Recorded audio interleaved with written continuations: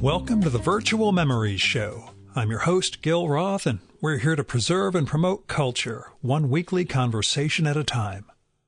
You can subscribe to the Virtual Memories Show through iTunes, Spotify, YouTube, Google Play, and a whole bunch of other venues. Just visit our sites, chimeraobscura.com/VM or vmspod.com to find more information, along with our RSS feed. And follow the show on Twitter and Instagram at VMSPod. Well, this time my What Gil's Been Up To and my podcast intro are basically one and the same. I went into New York City on Saturday to record my first in-person podcast since March 2020, which is 14 months ago. After a guest I'd been planning to record with this weekend had to postpone, I thought I'd check to see if Dorothy Gallagher was around and amenable. I read and loved her new book, Stories I Forgot to Tell You, from New York Review of Books, last January, thinking we could record a remote episode, but she had some problems with the tech, so I moved her into the someday in person part of the great spreadsheet that knows all. Now, I panicked when that other guest postponed because I didn't actually have anyone I could easily slot in for this episode, remote or in person. And I thought, maybe I'll just take a week off or do one of those, let's interview Gil or whatever's. But it hit me on Thursday that, I may as well check, see if Dorothy's still interested in an in-person show and safely vaccinated and everything. And her book publicist got back to me on Friday to say all was good. And we were on for 2 p.m. on Saturday afternoon, which meant I had to get the recording gear out of the storage room, test all the mics and cables and recorders, and find the questions I wrote up for Dorothy back in January, and get past the anxiety of going to someone's apartment and having at least an hour-long conversation with them, maskless, and all that. So on Saturday, I drove into the city, got caught in traffic at the George Washington Bridge, parked at my favorite garage on West 96th Street that I always used to use because it's right next to the West Side Highway. And then I walked over to Central Park West, where Dorothy lives. I got there early, as is my thing, and I rushed a tree drawing in the park. And then I masked up, entered her building, took an elevator to the top floor, and I met someone new in person for the first time in so long. Now, you'll hear how the conversation went, but just bear in mind, as you could tell even from this intro, I was a little giddy over the whole notion of sitting down with someone new again after all this time. We knew it was safe, everything was good, but yeah, it's just really different. Of course, all of that doesn't tell you why I wanted to record with Dorothy, which brings me back to her new book, Stories I Forgot to Tell You, which, as I mentioned, is from New York Review Books. Dorothy is this accomplished writer, memoirist, and author of a couple of biographies. She's also the widow of Ben Sonnenberg, the founder of the literary magazine Grand Street, who died in 2010, about 40 years after his diagnosis of multiple sclerosis, and 30 years of marriage with Dorothy. So the new book is a collection of pieces written to her late husband, and they just beautifully capture the multitude of things, the stories, the objects, the idiosyncrasies of pets that live in the private world between two people. And she writes so movingly of all those things that would be lost, the things, we ought to tell our loved ones, and the things that, are inside, not jokes, but just inside the lives of two people. That's not to say that Dorothy was defined by her marriage to Ben, but more that she's able to take those tiny moments, those, scenes from a marriage, as it were, and explore them and treasure them and share them both with her reader and her husband's shadow. Some of the stories are, like, there's one just about the first biography that Dorothy wrote, and it just brings in Ben near the end and then addresses something to him in the very finale. But, it's much more about her and her life. But you bring all these threads together and see the tapestry that she creates in such a brief book. It's only 90 pages. In fact, I've reread it Friday into Saturday once we confirmed we were going to record Saturday afternoon. The stories, I forgot to tell you, it's a wondrous and fantastic book, and it's filled with joy and loss and the forms love can take when the circumstances of life, in this case, taking care of a husband whose illness rendered him less functional each year, when all that turns out different than your dreams or than what you should have had, quote unquote. Now, I ought to add that I went on from stories I forgot to tell you to reading Dorothy's two earlier memoir/essay collections. And then I read her late husband's fantastic memoir, Lost Property, Memoirs and Confessions of a Bad Boy, which was reissued by New York Review Books too. Each of them is fantastic, and they build this picture of who she is and who Dorothy was as a writer and as a person and as someone who was there for the people who needed her, but also, built her own life, which is a subject we kind of get to. And reading all of those after getting this later day Dorothy from the new book, it was just absolutely illuminating. So I was so looking forward to sitting down and talking with her, and yet so filled with anxiety and trepidation because, geez, I haven't talked to anybody. Anyway, since I was recording in person again for the first time, I'm going back to doing that caveats thing that I used to do with the show. There's a minor caveat. I set the gain levels too high in the digital audio recorder, and when I eliminated the background noise from the show, that makes for a bit of an echo. And we were also just recording in a tiled sort of area, so there's echo. Anyway, I'll fix that for the next time I visit a guest. There's nothing planned. There are a few people in New York who I've talked about recording with, and we'll see how those happen. Anyway, here's Dorothy's bio from the New York Review Books website. Dorothy Gallagher's works include 2 volumes of memoir, How I Came Into My Inheritance and Strangers in the House, as well as a biography of the Italian-American anarchist Carlo Tresca, and most recently, Lillian Hellman, An Imperious Life. She lives in New York, and her new book is Stories I Forgot to Tell You. And now, the in-person virtual memories conversation with Dorothy Gallagher.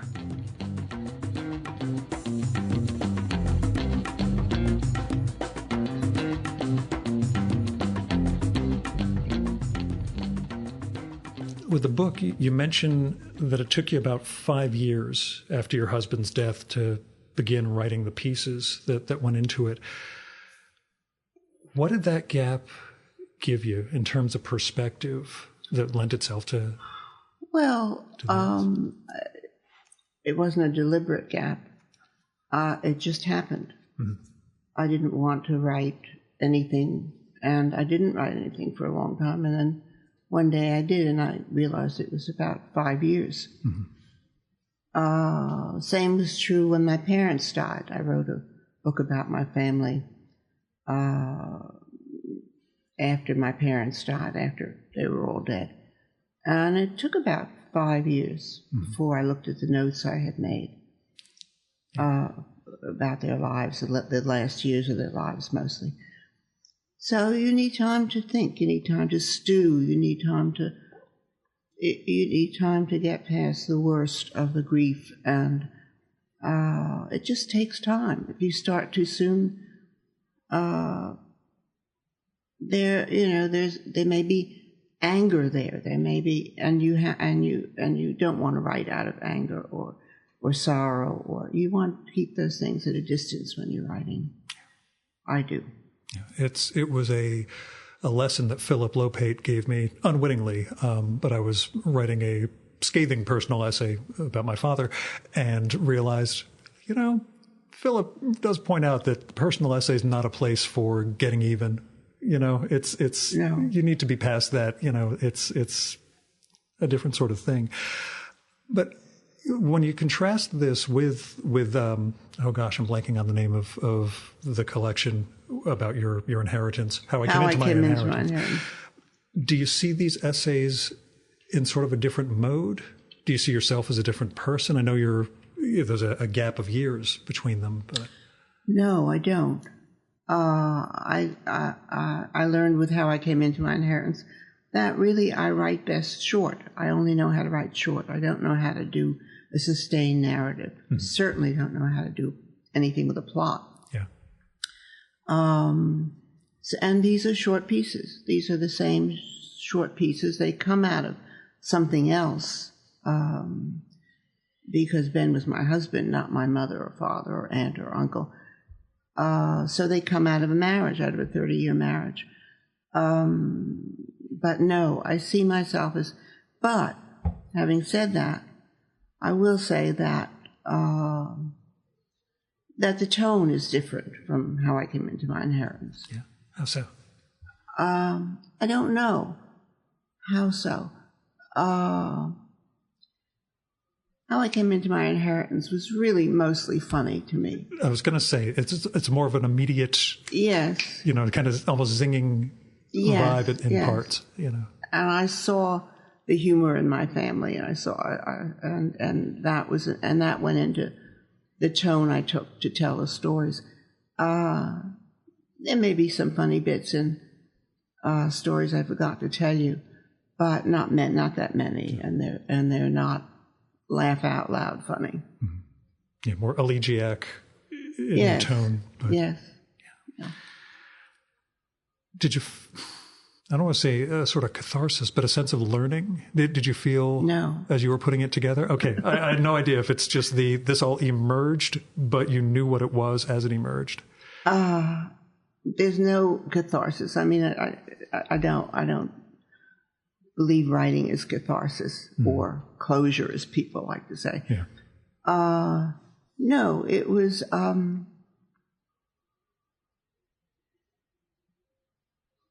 It was writing. It was doing what I know how to do, and making sure that each piece, that I had enough distance from each piece to really have it turn out the way I wanted to. It took me a long time. It's a very short book. It's 96 pages or something. Which I'm thankful for, because I got to reread it yesterday and this morning once we settled on it. Because I read it back in, I guess, January or so, and I thought, I should read it again before we talk. And luckily. Very short. But I worked on it for 4 or 5 years. Mm-hmm. So, and I didn't move on to another story until the one I had finished was really exactly the way I wanted to. Didn't move on to another sentence until I had the sentence right. So it was a great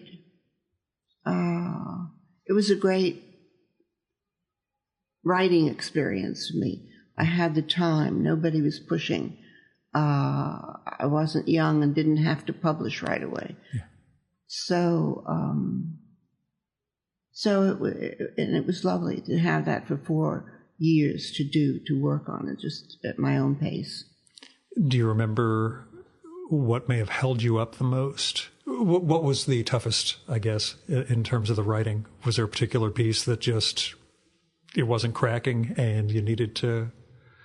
No, they were all like that. Okay. Yeah. There was nothing was harder than any other. Yeah. Yeah. I wasn't sure if there's a relative, as somebody who hasn't finished any piece of writing in 50 years, I thought maybe you'd find some.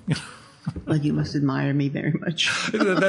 Trust me, it was a thing early on with the show when I realized I recorded with Bruce J. Friedman. Bruce, I knew Bruce. I got the news of his death from his son while we were recording last June. It was, I was recording with Kip. He's like, well, Gil, I have a heavy heart because, Pop died this morning. And I was like, literally gasped on doing this remote thing. And it was just awful. But recording with Bruce and reading 800 pages of his work leading up to it, I thought, I really should have been, aping Bruce J. Friedman all these years, as opposed to trying to be like the Philip Roth, Thomas Pynchon, mega level writer with no first draft. I realized after a while, I'm like, I can be a 10th generation knockoff of Bruce Friedman a lot more easily because neurotic Jew. But anyway, that's me and my wacky writing past. But when you preface the book, and throughout it, things get directed to your late husband. You're speaking to him in parts. In other parts, that it's a more general reader, I guess, but you still, direct things back to him. Do you feel the conversation still with your husband 10 years on? Yeah, I do. Yeah. Yeah, I can hear his voice. And, but it was also directing the conversation, directing the book to him was a literary device, really. Sure. But it was once I came upon it, I realized, of course, that's the way I have to do it. Mm-hmm. What voice do you hear? My husband's? Yeah. I'm sure I never got to hear him speak. I got to read Lost Property as part of my preparing for this conversation. Oh gosh, you are prepared. Yeah. I did a lot of work, but I do this every week, so it's a little, overlapping and weird. There was a stretch where I was reading a bunch of Vivian Gornick the same time I was reading you, and I was conflating some of the Eastern European Jewish history along with my own family. So, I had to reparse all that stuff. Having known people with MS, I know the voice can... Yeah, his voice weakened over the years. And so I can hardly remember his voice when I first heard it. Well, actually I can. But as he lost breath more and more, his voice became weaker and weaker. Mm-hmm. Do you, in your head, hear that late stage Ben? Or is it, I can. Yeah. I know you mentioned early on in the book the monkey's paw, the getting a half hour back with him again, and exactly the moment you would ask for. The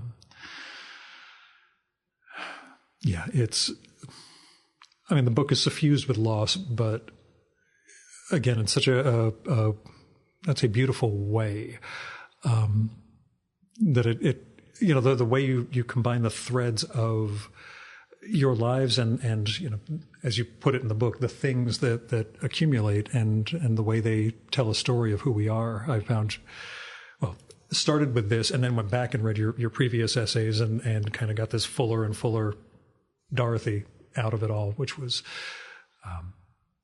interesting but contradictory in certain ways. I think, like you said, with the tone of those earlier essays and the person in this new book, it's of a piece, but also feels like it's that's what time does to us, I suppose. Yeah. So, organizing the pieces, did you write them consecutively, or did you? Well, I wrote one after another, but I didn't write them to be read in any particular way. Mm-hmm. So when it was all done, I just sort of looked at the last lines of each chapter, and I thought, well, that'll go well with the first line of the next one. And I put them and there were only 10, so it wasn't a difficult job to just put them into some sort of order. Yeah. Still, it takes, like crafting on it, we're old enough to know what albums were. Yeah. And crafting the songs on an album as opposed to streaming singles all the time. But I'm interested. You have a notion in the book, an address to Ben about the afterlife, in a joking sort of way, about trying to hunt down we'll say, literary rival you had of sorts, or a biographical rival. Your sense of an afterworld? Oh, well, of course I know there isn't one. Yeah. But the eternal punishment or eternal cocktail hour? Eternal cocktail hour would be really nice. But you find yourself wishing, that there were, and really not being able to believe that there's no place on earth you can find these people again. They must be somewhere. They can't have gone in a puff of smoke. They're somewhere. So you have these strange, irrational thoughts. But do I still think that? Well, yeah, I mean, yes, I do. I mean, as long as I'm alive, Ben is alive. As long as his daughters are alive, he's alive. So, but no, I don't think there's a place I can get a ticket to. Yeah, that's, again, at best, eternal cocktail hour. But I will get a ticket to it, of course. And I'll find out. Right. But no time soon. And you made it through all this, so that's a good thing, too. But, how did have his daughters read the collection? Yes. Yeah, they liked it a lot. Okay. Right. And I didn't mention them in it. I hardly mentioned them, so they were pleased. Yeah. Yeah, it was early on you mentioned someone who turns out to be a female friend, and I was like, is that the daughter? Or, oh, no, okay, she mentions Jenny and all the stories around that. The stories around Jenny Snyder in the book do raise the question for me that I love asking anyone older than me who's been in this city long enough. What's your New York? My New York? Yeah. Well, I was born in Washington Heights. Actually, I probably was born in the Bronx, but I have no memory of that. We moved to Washington Heights when I was very young. And since then, I've lived around this town and Brooklyn most of my life. I loved living on the Bowery. I lived on the Bowery in the early 70s to almost the 80s, and I loved living there. That was my favorite apartment, my favorite loft, my favorite place to live. I think until this place, I love this place too. New York is for me walking the streets, walking into shops, scavenging in flea markets, going to museums, but for just very short times. I don't like the theater. I loved movies. What were they? Supposedly they're coming back. So I hear. Yeah.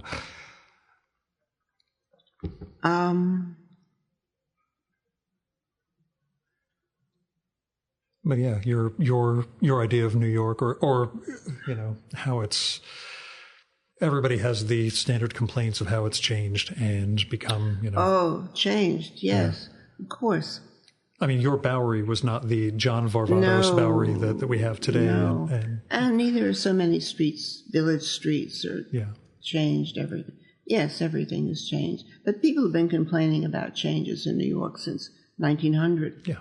Or before, when there were horses on the street. Always someone else's golden age. Yeah. 50s were a golden age. Yeah. And the 60s, too. Except everything began to fall apart there. Anatole Broyard's New York in his, what is it called? Kafka Was the Rage. Was slightly before my New York, but that was a wonderful New York. Mm-hmm. I mean, he wrote about that wonderfully. Yeah. Is it and I've mentioned this on the show before, but there's that Fran Lebowitz line about how where you are when you were 25 is the greatest place ever. It doesn't matter what the place was. It's the fact that you're 25 years old. That's, Yes. I don't think I was very happy at 25. Yeah. She may have had a different life than we did. Although, I've, from watching documentaries and seeing the stories about, her Hell's Kitchen, Times Square, being a very different sort of place when, she was younger.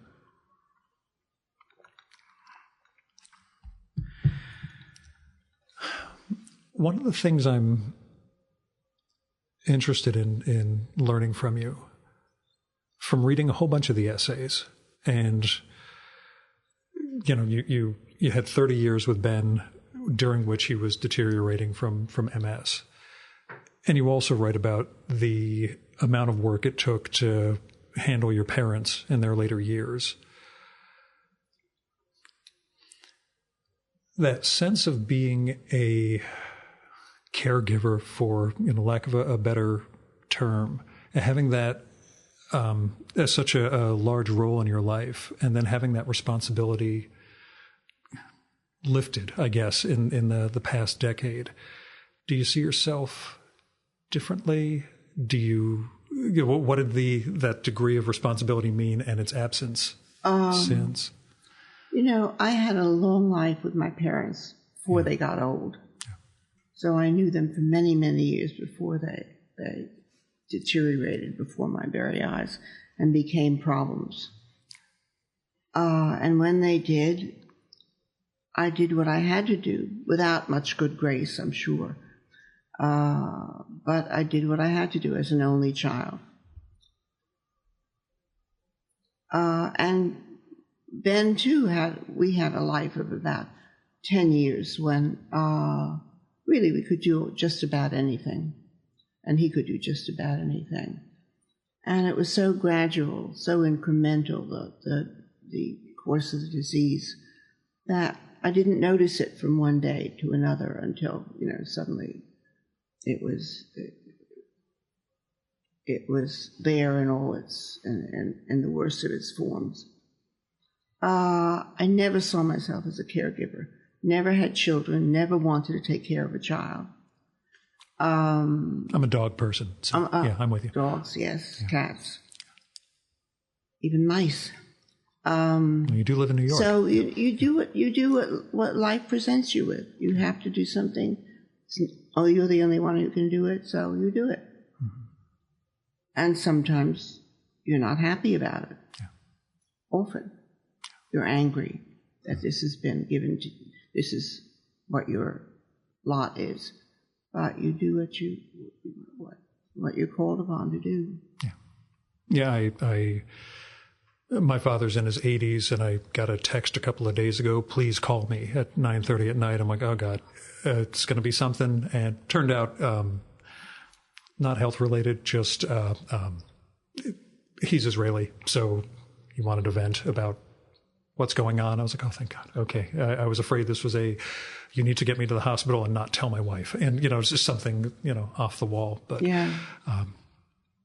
But again, there's that sense of responsibility.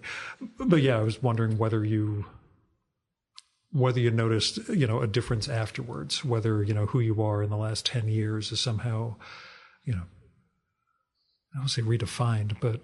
No. Yeah. No, I don't think so. I have no sense of myself that's different from the sense of myself I had when I was young. Mm-hmm. Yeah, youngish. No one has to know. It's okay. I know you've talked about it, and it comes up in the essays, but the listeners may not know. Where did writing begin for you? Writing began when I got a job at the same company where Bruce J. Friedman worked, at Magazine Management Company. I got a job. Was that with like Puzo and Heller and those guys too? Yeah. Yeah. It was after Heller. Heller had left by that time. But I got a job on the fan magazines. I think I had an interview, and they gave me a test piece to write. I think I've written about this actually. Yeah, I think it's in the second collection. Yes. It's yeah. And they gave me a test. I was to go home and write a fan magazine story. And I did, and I passed. I got the job. And somehow I knew how to write those things. Yeah. And I wrote many, many, many stories about celebrities, movie stars. I started off doing business-to-business articles about car washes. Car washes. Yeah, that was the first magazine I worked on, Auto Laundry News, right over in Fort Lee, right next to the bridge. There was a publisher there, and I wrote about the car wash industry. It's a wonderful way to learn. It was my Iowa workshop. It was, it was really a wonderful way to start writing. And I learned everything. I learned about how to put the story together, learned about how to put a magazine together. I learned everything. I was so happy I came of age in digital production, because if we had to do like manual cutting and pasting, paste ups and all, the magazine would have looked like it was made by a serial killer. Would have been just awful. My hand would have just been just dreadful. So everything was done on the computer by the time I came around. So I was very thankful for that. But I was pasting. Yeah, I couldn't imagine. Like, it was only a couple of years earlier, like I was 94, 95 that I came into that world. But guys who were just a few years older were like, oh, yeah, we can do paste up manually. I'm like, you could, but let's not go backwards. But all that was your education? That was my education, yes. I didn't graduate from college. I left after 2 years at Hunter. And that was my education. Yeah. And what were the literary influences, I guess? Who were you reading who mattered to you? Who was I reading? I read Willa Cather. I'm still reading Willa Cather. Yeah.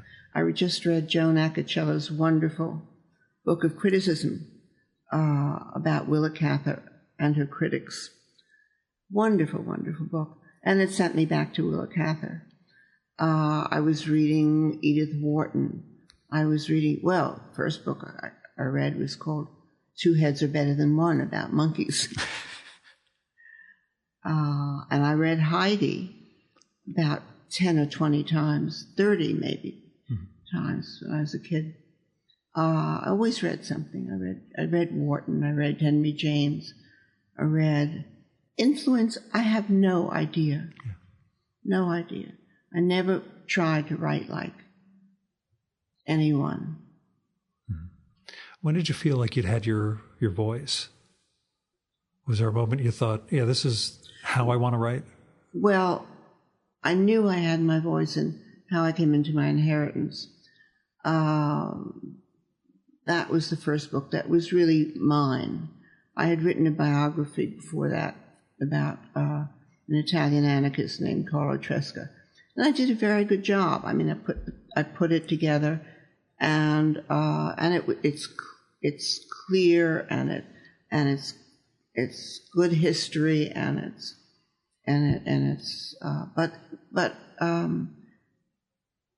but it's not mine in the sense that the style or the voice, I guess. Yeah. Having to suborn that to the facts. The Tresca book was in the voice of a journalist, or as someone said, it would be a court reporter. I don't take that as a negative. No, it's not a negative. I consider that at all. a good, for that sort of book. That's what you want to strike. Yeah. Now, you did another biography of Lillian Hellman. Are there other subjects you'd look at writing about? I did it on commission. Yeah. Was that for the Jewish Lives thing at Yale? Yeah. I've done podcasts with a couple of the authors in the series for those. Yeah. It was not a good fit. No. And I told my editor at the time that I really don't like this woman. Is that necessary for well, it wasn't necessary. If they were willing to take a book about someone who was disliked by her biographer, it's okay with me. I never got to like her better during the course of the book. On the bright side, you didn't end up with the Philip Roth one. I'm just kidding. I'm so distressed about that. I was supposed to record with that guy sometime this spring or early summer. Yeah. And obviously that was all before everything blew up. I think it's criminal. I think it's just criminal. They dropped the book, put it out of print. Yeah. I mean, Norman Mailer, he tried to kill his wife. Yeah. And of course, those were different times. I know, we also go back to William Burroughs going back even farther and succeeding in killing his wife. Yes. But yeah, it's the work is one thing, and naughtiness is another. And anyway, it's not proved. Yeah, I just as it's not proved against Scott Stringer. You better stop me. I'm going to go off that's we'll have a separate. What is your New York anger? That's but there's again that question: is there anyone else as a biographical subject you'd be interested in at this point, or is it just a different type of writing that's not your? No, it's too much work. Yeah. I haven't got the energy for it anymore. Actually, I wouldn't mind. I mean, it's a nice idea, and if somebody came up with a good subject. In fact, I asked the Jewish Lives, I wanted to do Meyer Lansky. Oh. And they said no at the time, and now I see they've done Bugsy Siegel. Huh. I knew quite a lot about the Italian mob when I did the Tresca book. Yeah. Wanted to use some of that. That's I just got the Yale University Press catalog and was going through figuring out, who might be a good guest for me. And it's actually a repeat guy, Arthur Lubau, who did the Deanne Arbus bio a couple of years ago. But he's got a book on Man Ray in that series coming out. So that's interesting. That'll be fun to do. Yes, I told him, I recorded with Arthur a couple of years ago. If he didn't hate me, let me know if he'd be up for another one. So we'll see. Yeah, it's I'm always interested in how biographers, settle on their subjects, if it's not a commissioned thing, and seeing how you describe how it comes together in stories I forgot to tell you, how the Tresca thing began and the evolution of the story, especially after you discover there's someone else writing a biography of him too. Yeah, but I knew he was for me right away. Yeah. Have you ever had that vibe? Otherwise, you describe it in there as the hearing a story about him and waking up the next morning with, well, yes, obviously I'm going to become a biographer and write about him. Have subjects hit you like that otherwise? No. Mm-hmm. I only wrote one other book before the Tresca book, which was also a commissioned book. I was working freelance for Red Book magazine at the time. And they wanted me to do a piece about a family out in Washington State,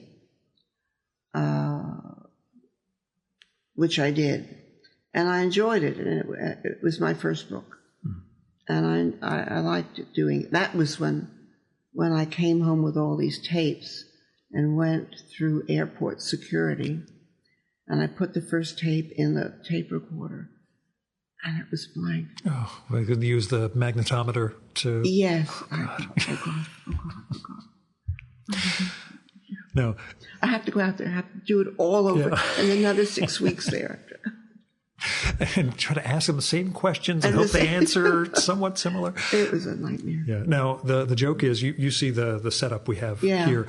I take this when I'm traveling to record with people, and you can imagine what all of this equipment looks like when the airport security guys would see the tripods, the recorder that looks like a taser.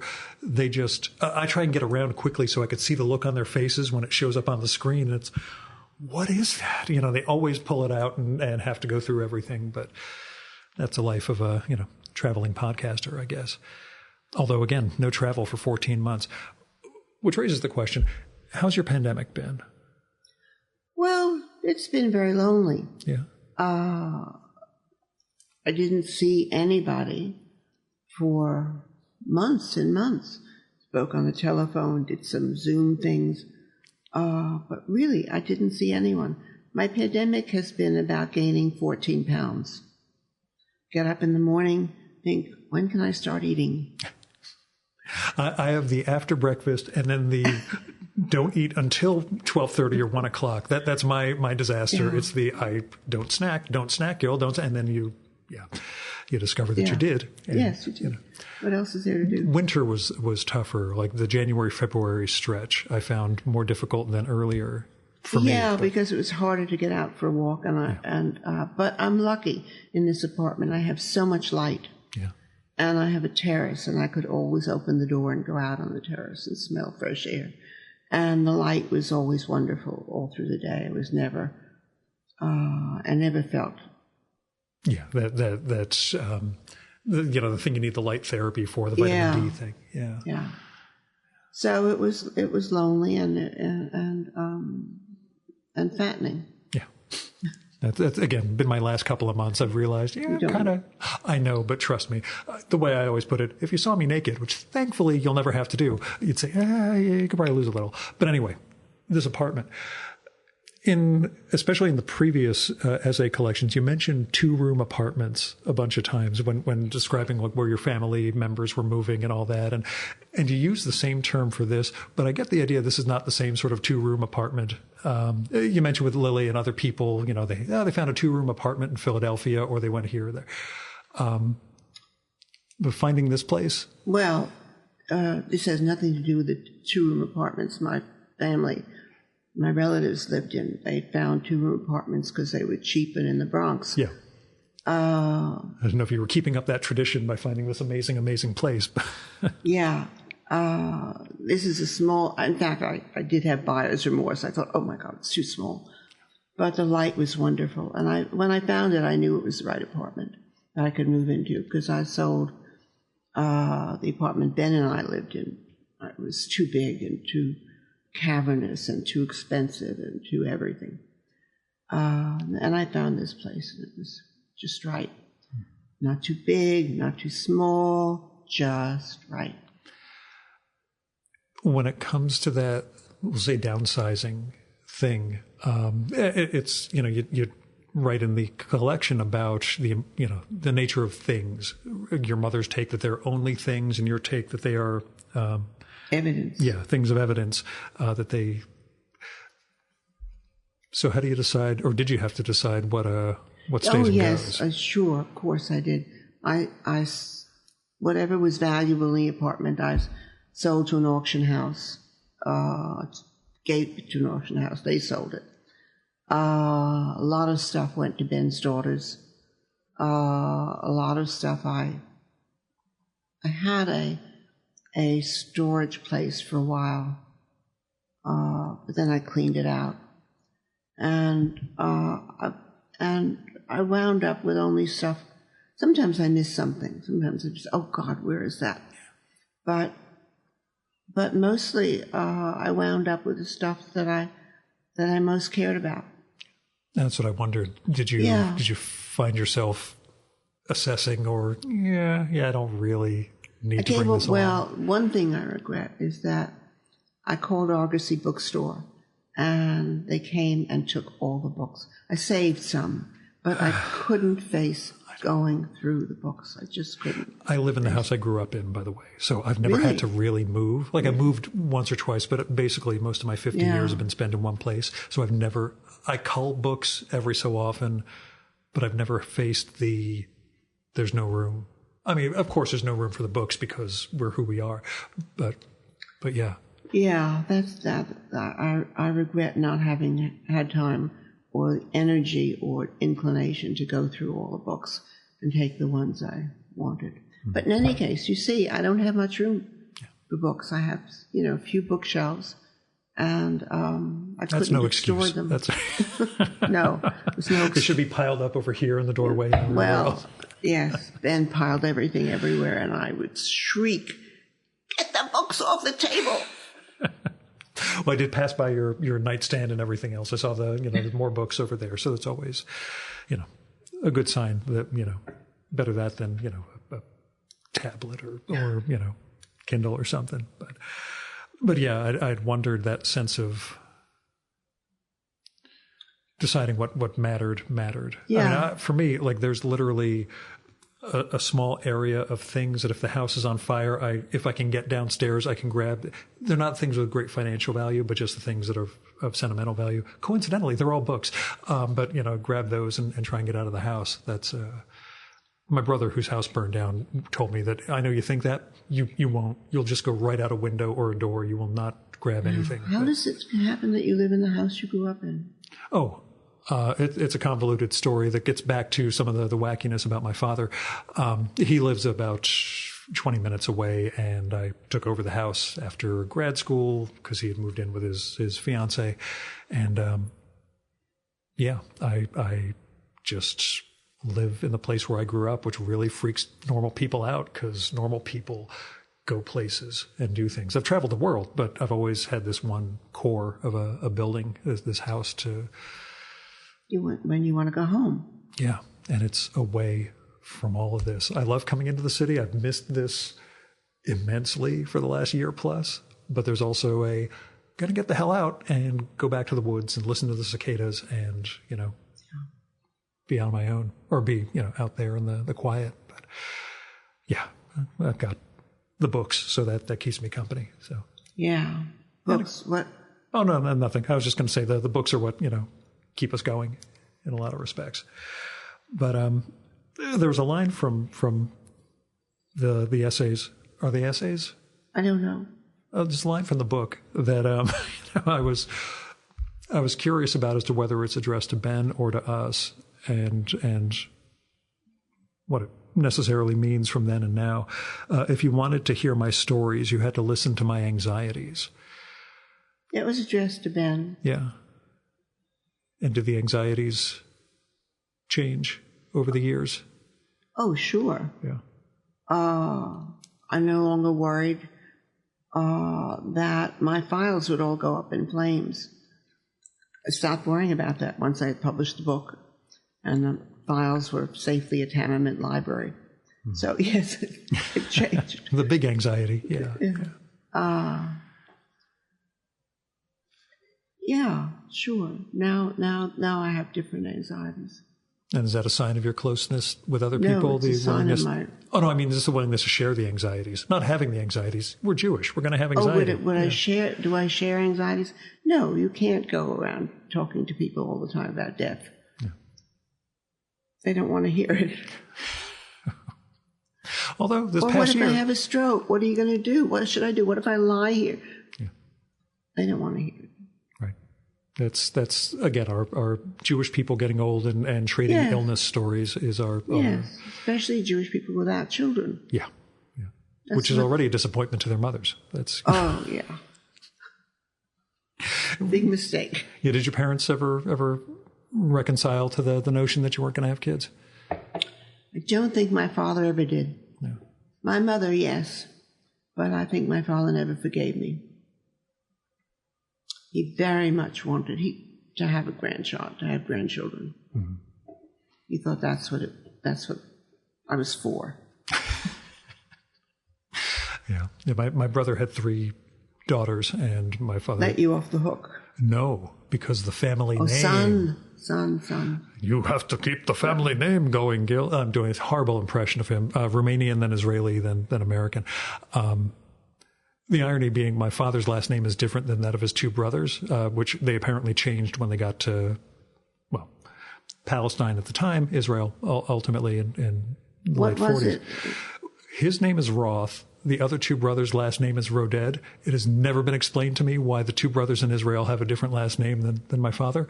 But there are a lot of weirdness aspects to my family that I realize I should write about at some point, but But I've got decades to put that off. So.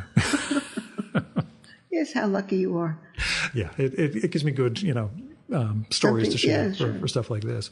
But what's your writing practice at this point?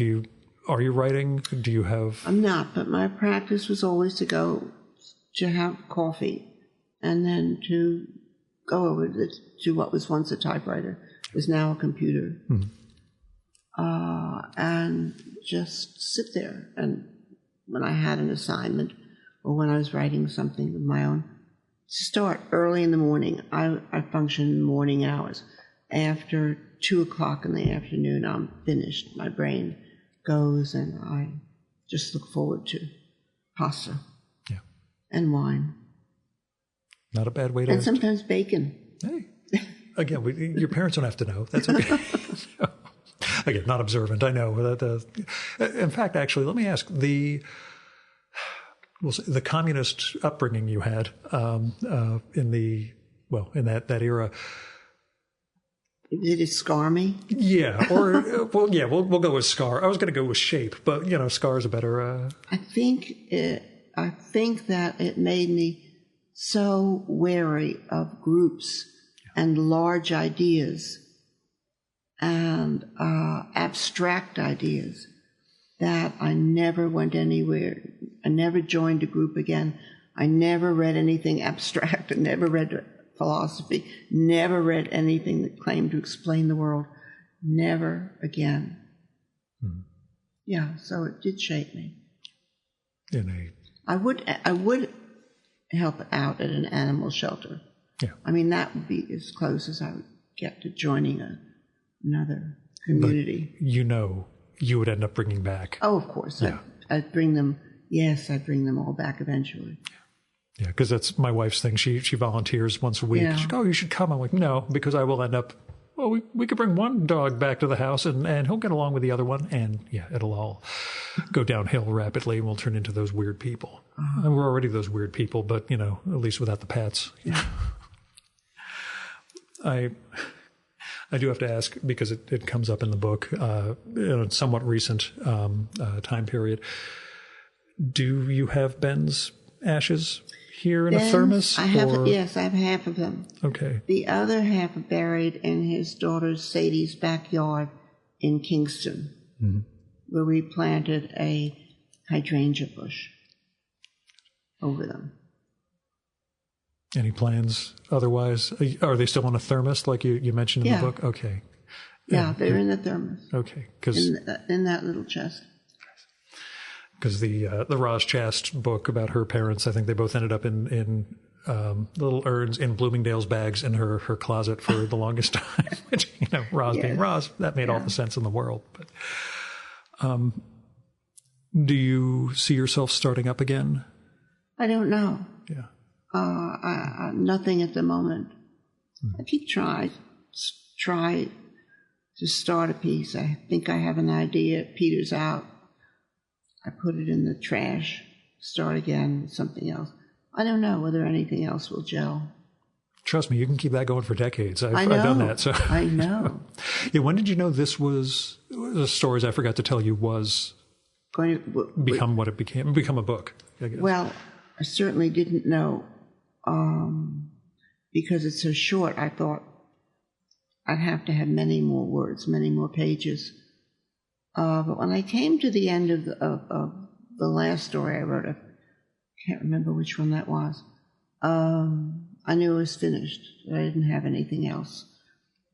And I didn't think anybody would take it, would want to do it. But somebody did. And we like the people at New York Review Books. They're good publishers. And, they do an awfully good job between the reissues and the new work that they put out. I like them a lot.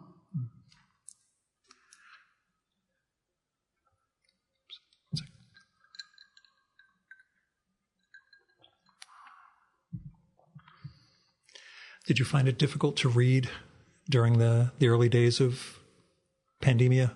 Well, found it difficult to read anybody who had a strong voice. I didn't want anybody else's voice in my head when I was writing. And I found that to be true with how I came into my inheritance, too. I wouldn't read any strong narrative voice. I wouldn't read Alice Munro. I wouldn't read... who else has Can't You Mistake? I don't remember. But I always throw Didion out there just as a standard, writer who will wallop you with No, I haven't read Didion since that first book. What was it? Oh, Slouching Towards Bethlehem? Slouching Towards Bethlehem. It's the only thing I've read of hers, so I feel like we're on an even keel. I always pretend I've read a little bit more of her stuff than I have, but yeah. Yes, we'll say no more. Yeah, good. Okay. Do you have literary rivalries or anything? No one's listening. It's okay. It's just we'll say no more. Okay. This is all part of the... Gil is outside of New York and outside the literary thing, and there have been names I've mentioned in front of one guest, like mentioning one guest in front of another one, and he just, this comes in. Then you hear stories afterwards, which I'm sure you'll share with me when we're not on mic, but that's okay. But who do you find yourself reading now? You mentioned Cather and Acocella. Yes, is that the, Cather.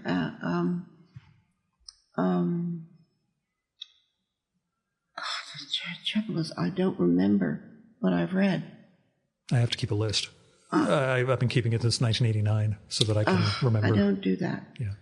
I wanted to get coffee the other day, and I went into the coffee store, and I knew exactly what the coffee looked like that I wanted to order. Didn't have the name? No, it was something like macchiato, but not macchiato. The name was gone. Cappuccino had completely dropped into a black hole and couldn't come out. I find that with the when I haven't been getting enough sleep, I actually wind up testing myself trying to remember like actors in a certain movie, and if the name just won't come to me, I'm like, you need more rest. Claire, you know who this person is, and you're drawing a complete blank on it. There's no point in racking your brain because you have not had enough sleep lately. So, but I read the Roth biography. Yeah, I found it very entertaining, very gossipy, just the kind of thing I wanted and expected from it. Yeah. I thought he did a good job. Mm-hmm. Before everything broke about the biographer, the critique I remembered reading. Well, I haven't read it yet. I still have it on my shelf. Although one of my past guests told me he returned it to his bookstore because he couldn't bear the idea of putting money in the biographer's pocket. But anyway, that's again, we won't talk. I'll tell you who it was off mic. But that it was more about the personal life than about the literary life. Or about generating the literary work. And I just don't know how well anyone can capture what a writer, was thinking in the process of writing. Well, it identifies the sources of the literary work. And if you want to read Roth, then you read Roth. Yeah. I don't expect this to be a critical biography. Nobody seemed to think that it was when they were touting it, and I didn't miss it. Yeah. Didn't think it needed it. Mm-hmm. He has enough of the literary life in there. Yeah. Were you friends with Roth, or did you know him? No, I didn't know him, but I knew people who knew him. Okay. It was always my white whale for the podcast. That was my, if I could get this guy to sit down, I will quit the show afterwards. That would be it. I have a history, so that was. I only started to get close about maybe 3 weeks before he died, and really? It was like. I finally found someone who's like, oh, yes, we're friends. And I said, oh, it's the sort of thing I'd love to do. Oh, he's very sick, Gil. I'm like, yeah, I know. He had this, and this. He's like, no, Gil. He's very sick. I'm like, okay, I'll go home now. And, we finished our podcast, and that was it. And then a few weeks later, we got the news. But, yeah, it was what's been interesting to me around the bio, not the, again, not the Blake Bailey stuff, but the literary world that Roth represented, that New York literary thing, not just the, big white male or big white Jewish male thing, but just the idea that, once upon a time books really mattered. Yes, books meant something. And you waited for the author's next book. Yeah. When am I going to get the next Bellow? When am I going to get the next? Yeah. But I don't know if that's true of anybody anymore. And I don't read new books very much, unless they're about something I really want to know. *Sapiens*, for example. Oh yeah, I heard that's wonderful. I haven't read it yet. Absolutely wonderful. Yeah. But that's nonfiction as opposed to. I don't read fiction. Yeah. And I don't read young people's fiction. I certainly don't read young people's fiction. Thank you. I have to occasionally for the show, but I'm getting too old to use the line now, but I always tell people I don't want any guests who are younger than me, because when I was early 40s, it's like, you don't have a great literary career when you're 28 years old. You don't have enough going on. It's a different world for them. I mean, it's not a world I understand, and they don't understand mine, and I just as soon not. Yeah. Engage, or at least give the time engaging. Yeah, that's what I found. The things we prioritize, and maybe it's a way of characterizing the differences between this collection and the two previous ones, the sense of time and not what you learn explicitly, but, just the way you prioritize things or, compose a little differently as perspective changes. Is there a question? Not really. It was just me contemplating because the book feels different than the other ones, but I also read the other ones on screen as opposed to on page. So I'm sure it does read differently. Yeah. I haven't read the other ones since I wrote them, so I don't know what read like to me now. I'm sure it does feel different. But you do have the great introduction from Daniel Mendelsohn, who I got to record with back in the November before all this began. That was Daniel's great. Yeah. We did a second one remotely because he had that 3 Rings book that just came out, which is a work of wonder. Oh, I must get that. Yeah. It's brief. Brief is good. And it uses the ring model stuff that he discusses in An Odyssey to explore a couple of literary exile figures, and it's pretty magical in its way. But I'd actually written him saying, "Oh, I'm going to record with Dorothy. If you have anything I should ask," and then remembered, "Oh yes, you wrote the introduction to her previous book. You probably know everything already. I don't need to ask." But when you talk about again ongoing conversation with Ben, do you contemplate what this past year would have been like with him? My God, he wouldn't have been able to bear it. He wouldn't have been able to see friends. Yeah. It would have been dreadful for him. Yeah. That's why I wondered if you'd contemplated how bad it would have been. Yeah.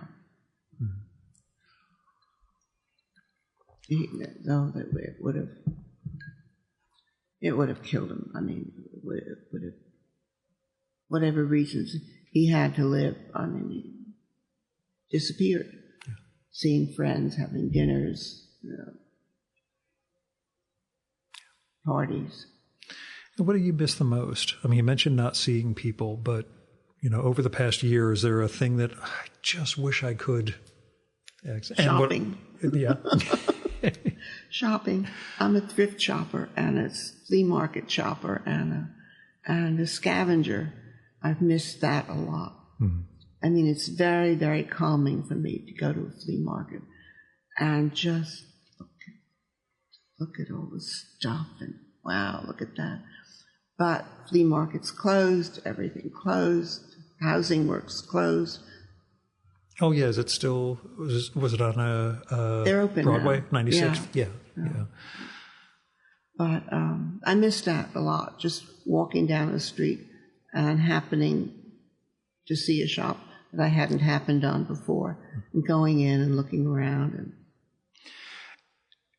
is it that sense of things, of seeing the stories, or extrapolating the stories in other people's things? I always done that. Yeah. It's my hobby. I mean, you mentioned the yellow robe that I don't have that anymore. With somebody else's name in it, but it's not really your color, but it's a great robe, and you need to pick it up. Yeah. Yeah. And this wonderful thing in a flea market. Yeah. I will take a picture of this horse. I didn't know how the tail is connected. I don't think it's a horse. Maybe more of a mule. Yeah, it's got the bridle thing going on. So, yeah, I'd been wondering as we were talking the whole time. And I used to shop for Ben. I mean, I would bring my things home to him, and he would admire them. I miss that. I miss just saying, oh, gosh, that's a wonderful find. Mm-hmm. Yeah, between your reminiscences and reading his memoir before this, it's one of those. There are a lot of people I regret, not having had the chance to meet. And that was, reading all this. I'm like, I would have been too young to have, made any sort of impression. But good Lord, people who just had the most. He wrote a really good book. I'd say fascinating lives that they could have. Well, I mean, he does include a lot of dissolute moments in it, but could have sunk into dissolution in a way that it was like doing the James Merrill biography with Langdon Hammer and seeing that Merrill could have just said, I've got the money, I'm just going to kind of flitter around, and did his flittering around, but also managed to become this poetic voice and support a lot of other people. But yeah, it's and this is not how podcasts normally go for me. I tend not to do all the talking, but Am I not helping you? No, you're doing well. It's just more the neurotic Gil. Holy crap, I haven't actually talked to someone and looked at their face for a year plus. So, did you find any difficulties with reentry with people, or were you seeing people enough? It's nerve-wracking at first. Yeah. But the first people I saw were people who had been vaccinated. Yeah. But it was still was very nervous making. Yeah. Just looking at someone else's mouth while you're talking is... Yeah. But it'll get easier, I suppose. And someday publishing parties and the like. Too late for me. I didn't have a publishing party. You'll have to do another book. Yes, I think that's what I'll do. You can get started right at... Well, you can't get started today because it's after 2:00, but tomorrow you can... Worth it for the party, I'll do it. That sounds good. Dorothy, thanks so much for coming on. I thank you for being the first guest I've gotten to see in person since March of 2020. Well, thank you for letting me be your first guest. That's an honor, too.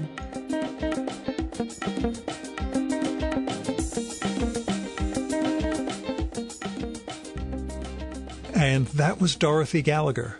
Her new book is Stories I Forgot to Tell You from New York Review Books. Stands on its own, but it's even fuller if you read her previous essay collections, How I Came Into My Inheritance and Strangers in the House, and the New York Review Books reissue of her late husband Ben Sonnenberg's memoir, Lost Property, Memoirs and Confessions of a Bad Boy. That one just by itself is a really entertaining book. All four of them are fantastic to read. So, I suggest you take her up. They're not long books. You'll get into them and I think find the charm in Dorothy's voice as well as Ben's in his memoir. Anyway, Dorothy is not on social media. She does not have a website. If you have nice things to say about her work or you want to pass along some comment to her, drop me a line and I'll make sure it gets to her. Now, you can support the Virtual Memories Show by telling other people about it. It helps us build a bigger audience if you let people know that there is this guy who talks to people and he has these nice conversations with creative types about all sorts of stuff.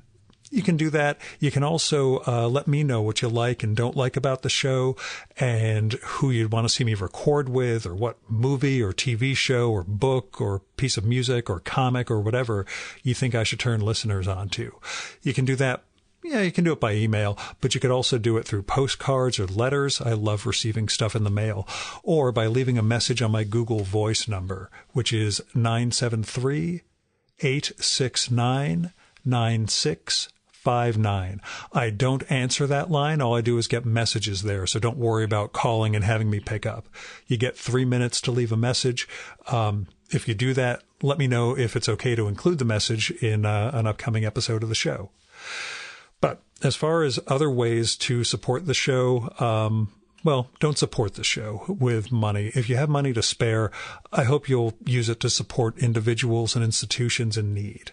For individuals, you can find through GoFundMe, Patreon, Kickstarter, Indiegogo.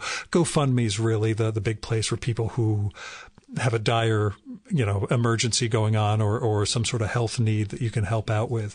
Patreon's also great for artists and creators you want to support on a regular basis. If you're looking for somewhere to start with institutions or foundations, I contribute to my local food bank as well as the Poor People's Campaign. There are other places you can help out. Freedom funds. There are all sorts of charities and NGOs that you can donate to that can help us as we try to build a better world. Now, since this is the first in-person show I've done in a long time, I should mention the expenses that went into it, which is what I used to do back when I asked people for money for the show. But anyway, I did pay $15 at the George Washington Bridge. I sat in traffic there, which pissed me off, even though, really, I got away without traffic for 14 months. It was another $32 to park at my favorite garage, plus I gave the attendant a $5 tip because it's my first time back. I also spent $12 on a lengua or tongue burrito at my favorite food truck over near 96th Street because I had not eaten all day long from the time I got to Dorothy's, visited a friend afterwards.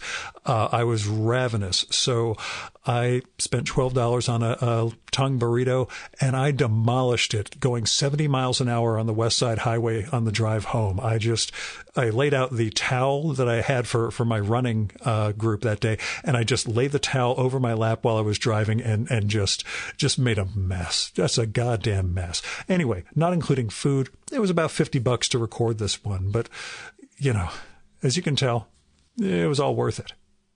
Last thing, I still have some copies left of the first issue of my very first zine, Haiku for Business Travelers, which is just about its first anniversary, which means I really need to get a second one out. But anyway, if you want a copy of the first issue, it's free. Just drop me a line or visit haikuforbusinesstravelers.com and hit me up that way. You can kick in a few bucks for postage and production if you want, but really it's not a money-making thing. It's just me sharing my art, such as it is. Our music for this episode is Fella by Hal Mayforth, used with permission from the artist. You should visit my archives to check out my episode with Hal from the summer of 2018 and learn more about his art and painting. And you can listen to his music at soundcloud.com/Mayforth. And that's MAY4TH. And that's it for this week's episode of the Virtual Memories Show. Thanks so much for listening. We'll be back next week with another great conversation. You can subscribe to the Virtual Memories Show and download past episodes at the iTunes Store. You can also find all our episodes and get on our email list at either of our websites, vmspod.com or chimeraobscura.com/VM. You can also follow the Virtual Memories Show on Twitter and Instagram at vmspod, at virtualmemoriespodcast.tumblr.com, and on YouTube, Spotify, and TuneIn.com by searching for Virtual Memories Show.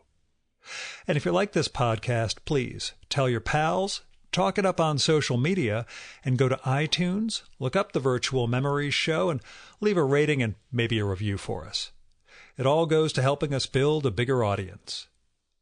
Now, you've been listening to the Virtual Memories Show. I'm your host, Gil Roth. Keep reading, keep making art, and keep the conversation going.